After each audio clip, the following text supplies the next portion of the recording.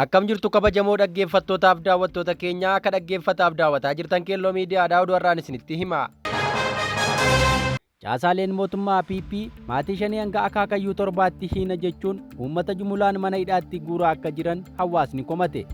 Oromiyaa bakkeewwan hedduu keessatti sirni Ethiopia humnaan namoota nagaa mana hidhaatti guuraa akka jiru gabaasaan arganne ifoomsa.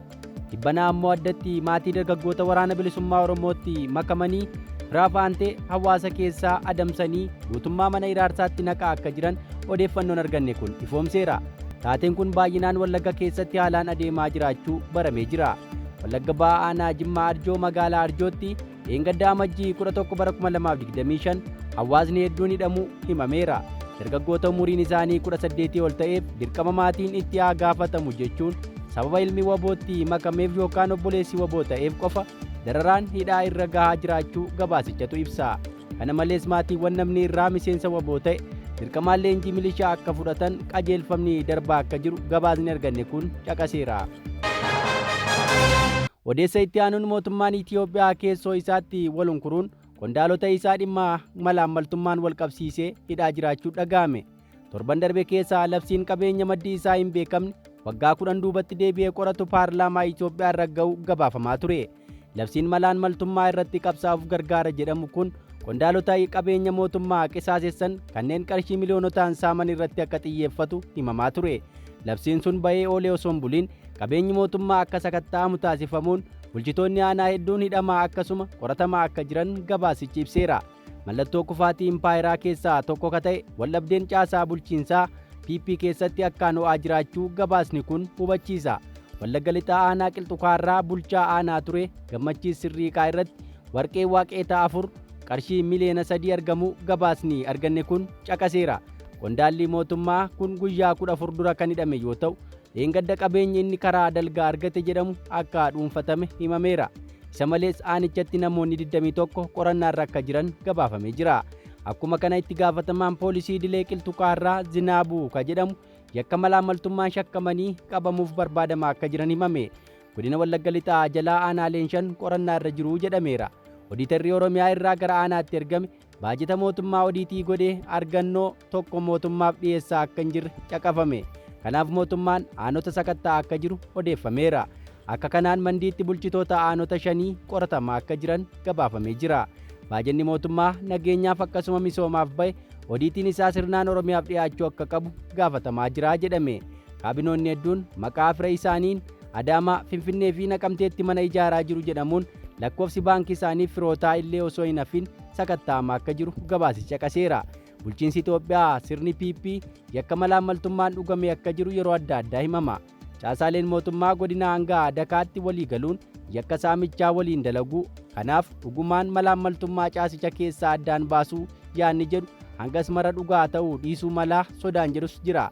Tarii namoota siyaasa isaanii jala dhaabbatan maqaa malaammaltummaa jedhuun of keessaa baasuuf jiru shakkiin jedhu xiinxaltoota biraa dhagahamaa jira. Odeessa itti aanuun kirkira lafaa Itoophiyaa keessatti tibbana mudateen namoota 2 irratti miidhaa ulfaataan ga'u UN gabaase. Sababa kirkira lafaa kutaalee naannoo Affaarii fi Oromiyaa keessatti itti fufiinsaan mudachaa jiruun namoota 2 irratti miidhaa ulfaataa qaqqabu waajjirri qindeessaa dhimmoota namoomaa dhaabbata mootummoota gamtoomanii beeksiseera.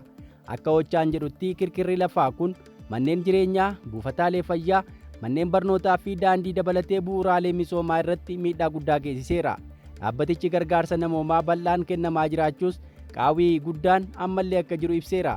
Gama deeggarsa namoomaan qindoomina jiru naannolee Affaarii fi Oromiyaa keessatti komaandi poostii godinaa hundeeffamuu kan eere hochaan dabalataanis baay'ina namoota miidhamanii fi qabeenyaa barbadaa'ee madaaluuf hojiin eegalamuu ibse. Torban darbe hojjettoota waarshaa sukkaaraa Qaasam 4,000 dabalatee namoonni 58,000 ol ta'an godina Gabii Raasuu, aanaalee Dulasaa fi Awwaash Fantaallee keessatti kirkira lafaa irra deddeebi'ee mudateen qe'ee isaanii irraa buqqa'anii bakka biraatti qubsiifamanii gargaarsa namoomaa argachaa akka jiran gabaafameera. Gabaasni hochaa amma akka hubachiisutti koomishiniin hooggansa sodaa balaa dhiyeessii nyaataa konkolaattotaa fe'umsa 16 gara iddoowwan namoonni buqqa'an qubatanii jiranitti erguu isaanii Addis Istaandardi gabaaseera. Deeggarsi dabalataa sagantaa nyaataa addunyaa walta'iinsa World Vision Itoophiyaa irraa eegama. Naannoo Affaar iddoowwan buqqaatonni baay'inaan keessummeessan keessatti gargaarsi nyaataa maatii 6,780 gaheera jechuun Ochaan gabaaseera. Haa ta'u malee maatiin 2,250 deeggarsa tokko malee hafaniiru jedha. Kirkirri lafaa keessattuu naannolee Affaarii fi Oromiyaa keessatti cimaa ta'ee jira. Amajji 8 fi 10 gidduutti kirkirri lafaa 18 reektaal iskeelii 4.4 hanga 5.3 kan galmaa'e yoo ta'u, kunis torban darbe keessa kirkirri lafaa mudate waliigala 50 geessiseera. Inni cimaan reektaal iskeelii 5.8 amajji 4 naannawaa gaarreen Doofaanitti mudate. Dhiyeenya kana sababa kirkira lafaa naannoo Affaar Awwaash Faantaalleetti irra deddeebiin mudateen manneen 30 ol barbadaa'uu fi namoonni 60 qe'ee isaanii gadhiisanii gara naannoo ollaa baqachuu gabaafamee jira. Oduu keenya dhumaatiin nama haleellaa fulbaana 11 waggaa 20 dura Ameerikaatti raawwatame adda durummaan qindeesseera jedhame irratti amajji 10 bara 2025 yakkamaa ta'uusaa ilaalchisee ragaan kennamuuf beellamni qabamee ture akka dheereffamu ta'eera. Khalid Sheikh Mohammed bara darbe waliigaltee irra gahamee hordofee yakkamaa ta'uu ragaa ba'uuf kan ture ta'us mootummaan Ameerikaa manni murtii oliiyyannoo federaalaatti iyyata dhiyeeffachuu hordofee dhorkaan kaa'ameera. Khalid Sheikh Mohammed fi himatamtoonni biroo lama duuti akka ittiin murtoofneef yakkaawwan ittiin himataman guutummaan guutuutti amananii fudhachuuf waliigaltee irra gahanii ture. Khalid Sheikh Mohammed kan maqaa masoo KSM jedhamuun beekamu buufata humna galaanaa Ameerikaa Kuubaatti argamu Guantanamo Bay irraa mana murtii waraanaatti akka yakkamaa ta'u kennuuf ture. Khalid mana hidhaa buufata waraanaa Guantanamo waggaa 20 hidhamee jira. Haa ta'u malee dhaddachi mana murtii oliiyyannoo federaalaa iyyata mootummaarraa dhiyaateef fudhachuun adeemsi murtii Khalid Sheikh Mohammedii fi kanneen biroo lamaan akka addaan citu murtee dabarseera.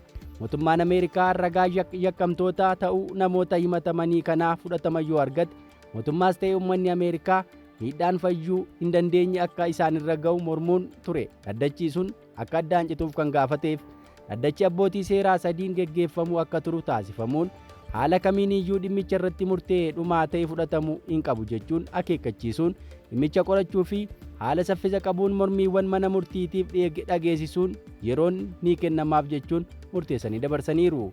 Murteen mana murtii akka turu taasifamuu jechuun ammoo yeroo bulchiinsa Doonaald Tiraamp kan guyyoota muraasaan booda aangoo qabatanii keessa ilaalamaa jechuun gabaasni arganne ifoomseera. Egaa dhaggeeffattoota keenya odeeffannoo narraaf qabanne kana fakkaata. Ka guyyaa boriin haga walitti deebinutti nagaan nuuf tura.